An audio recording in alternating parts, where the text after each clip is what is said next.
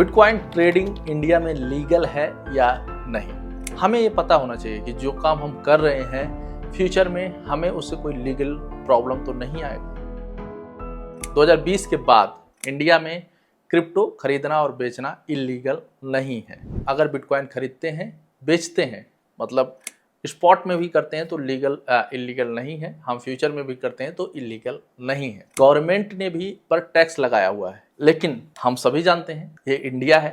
अगर कोई चीज़ अच्छी होती है तो उसके साथ बहुत सारी चीज़ें बुरी भी जुड़ी हुई होती हैं। क्रिप्टो के नाम पे स्कैम्स इतना ज़्यादा बढ़ गया कि इसकी कोई सीमा नहीं है। हर गली में स्कैमर बैठे हैं। कोई कुछ भी बनाकर, कोई वेबसाइट बनाकर ये लो मेरा कॉइन है, ये क्रिप्टो कॉइन है, तो लोगों के दिमाग में ये चीज़ आ गई कि क्रिप्टो एक फ्रॉड चीज़ है, इससे दूर रहना है।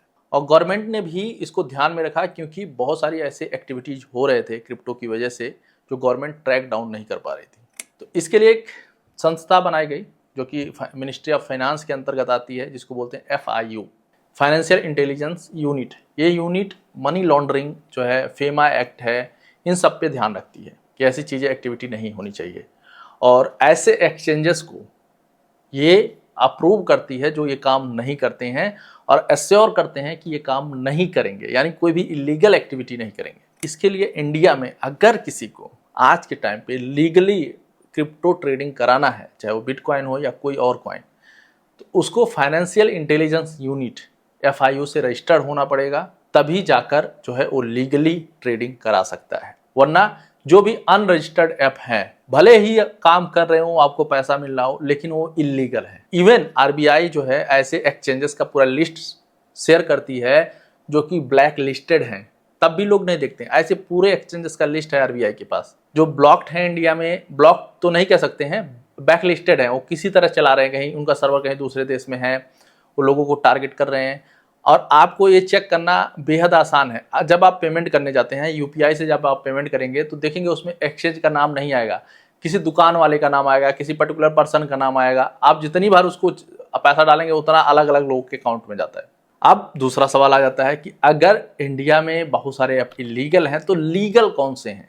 इंडिया में अगर हमें ट्रेडिंग करना है बिटकॉइन में लीगल ऐप का इस्तेमाल करके, तो उसके लिए मैं आपको बहुत सारे हैं जो भी FIU रजिस्टर्ड हैं, वो समझिए लीगल हैं, लेकिन यूजर एक्सपीरियंस के आधार पर, पॉपुलैरिटी के आधार पर कह लीजिए, और जो एडॉप्शन है यूजर का उसके आधार पर जो 3 एप्लीकेशन है जिनका इस्तेमाल सबसे ज़्यादा होता है, जिसमें पहले पे है CoinDCX है, ये FIU रजिस्टर्ड एप्लीकेशन है। दूसरा है डेल्टा एक्सचेंज इंडिया, ये भी FIU रजिस्टर्ड एप्लीकेशन है। तीसरा है CoinSwitch, ये भी FIU रजिस्टर्ड है।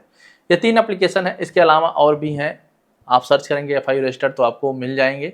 बट सबसे इम्पॉर्टेंट बात है जो हमें समझना चाहिए, देखिए बिटकॉइन ट्रेडिंग जो हम लर्न कर रहे हैं इस सीरीज के दौरान, जो सीख रहे हैं, ये फ्यूचर ट्रेडिंग की बात हो रही है। यहाँ पे बिटकॉइन खरीद कर उसको लंबे समय तक होल्ड करने की बात नहीं हो रही है। यहाँ पर बहुत तेजी के साथ एक्शन वाली बात हो रही है। मतलब हम हो सकता है 1 मिनट में, 2 मिनट में, 4 मिनट में, 10 मिनट में, 1 दिन में ऐसा एक्शन ले। हमारे पास हमें क्या सुविधाएं चाहिए ये बहुत मैटर करती हैं। जैसे चार्ट किस तरह से दिख रहा है, चार्ट पे हम इंडिकेटर्स कैसे लगा सकते हैं, सेटअप बना सकते हैं कि नहीं बना सकते हैं, हमें ब्रोकरेज फीस कितना देना पड़ता है जब हम ट्रेड प्लान करते हैं, ये सब चीज़ें बहुत मैटर करती हैं। तो मैं नेक्स्ट वीडियो में आपको बताऊंगा कंप्लीटली कि कौन सा एक्सचेंज है बेस्ट बिटकॉइन ट्रेडिंग के लिए इंडिया में, फ्यूचर ट्रेडिंग की बात करें उसके लिए, और साथ में फीचर्स क्या लगते हैं एक्सचेंजेस के, इसके बारे में। होप आप सभी को आज का ये वीडियो पसंद आया हो। और मैं हमेशा से कहता हूँ, देखेंगे जो ये सीरीज़ के साथ जो लोग भी जुड़ रहे हैं, उनको अगर वो ट्रेडिंग करें या ना करें, उनको बहुत सारी चीज़ें सीखने को मिल रही हैं।